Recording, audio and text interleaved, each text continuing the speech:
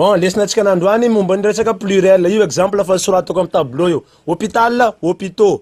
Bon, zay mahita zany manangatanana de miteny. Alefasanao Régis, miteny anao. Mala exmo, palto, palta, batala, bato, tala, bato. Ah, zany zakana ampianarina any la. Ty tena donjina mihitsy zavatra fa miarihary amin'ny tableau mbo tsy hay to, lasa boaka.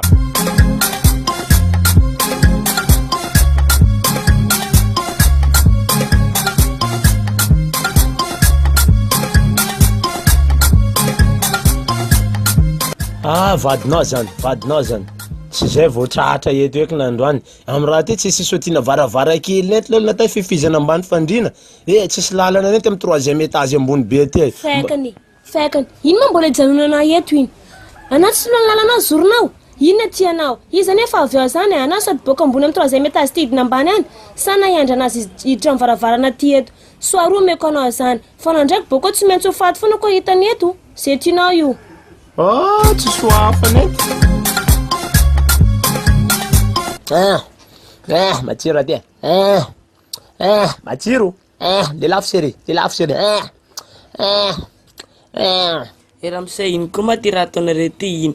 Anareo tsy menatra anareo ty amin'ny restaurant nareo mileladeraka mankarabaraka vatana. Sanareo tsy menatra an'ireo olona maro be reo sady manimba kliana io koa.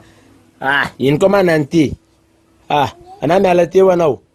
Anay kely kare kely mandeha volavolana anay, tsy patron anao ndra ataona mitenina anay aty. Anao ndahoany, sa addition-nareo tsy voapaye. Izy ety anay, anatin'ny addition-nay jiaby anay plan-nareo lafo be loatra. Zay tsy mety tsy milelaka kapila.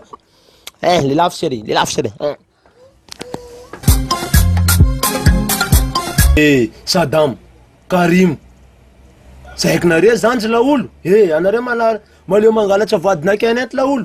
Toany aminareo laboratoire anareo tonga aminanay mbala vola ty nety manafika.